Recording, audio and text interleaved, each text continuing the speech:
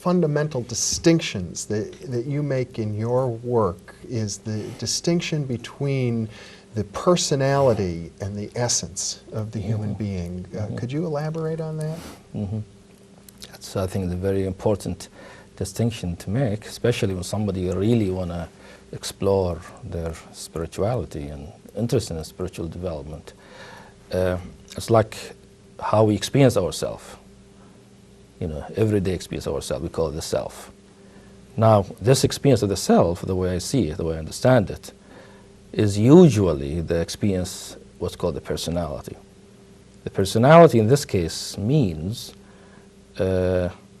what we have taken on, what we have adopted, what we have developed of ourselves, all what we've borrowed, all the conditioning from childhood, all the experiences that has produced in us something now that we believe is us, that we become, be, present to the world and interact with. That's the personality.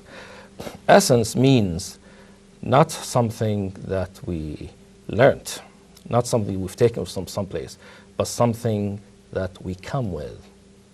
But not come with in the sense of historically. I mean come with in the sense of fundamental nature, in the sense of, like, my body, for instance, is made out of atoms, right? So when I talk about essence, I mean, what is the essence of the self? What is the essence of the person? What is the essence of the human being? Which means if we really look completely into the human being, into the self, and if we try to open up the personality, it becomes like a shell, really, around us. If we penetrate to go to the depth, so we could see completely clearly without any obscuration, we'll see what I call the essence, our essence, the essence of the human being, or the essence of the person, which in this case, in spiritual tradition is being called true nature, for instance, or spirit. Yeah. The spirit. You've, in some of your discussions, you've used the phrase, I think it comes from the Sufi tradition of being in the world, but not of it. And that might be a way to capture the essence somehow. Yeah, very good. That's a very good, actually, way of looking at it. In the sense that our essence, or the essence of the human being, is the part of us, right? The pure, inherent, intrinsic part that is in the world, that makes us be in the world. But it is not something that has come from the world. It's not a part that we have adopted from the world. It's not something we put on ourselves. It's not something we introjected. It's not something we internalized.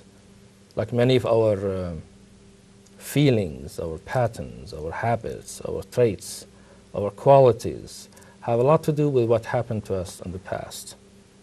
So a lot of it is a reaction, or learning through imitation, or learning through identification, or we love somebody, we become like them one way or another. So that all these come from the world. While the essence is the purity within us, the spiritual, that's what we mean by spiritual, basically, what I mean by spiritual. It is the purity, the inherent purity that is, if I look completely closely, it is there. It is what I am at this moment, apart from what I have taken from. In other words, the essence is the timeless in a human being. But the timeless that is always here, always now. So essence is in the world in some sense. Or it is how I can be in the world without being of it.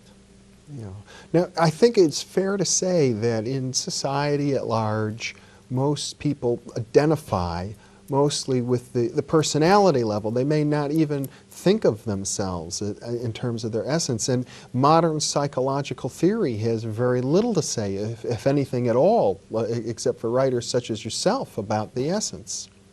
Yes, unfortunately, I would say, because our essence is really also our humanness. In the sense, it is the source of our human qualities, it's the source of what makes us gentle, what makes us loving, what makes us, kind, what makes us be considerate to somebody else, what makes us be selfless. It comes from essence. There is no other way. You see, and that understanding is missing in the in the popular culture as a whole, and definitely missing in modern psychology.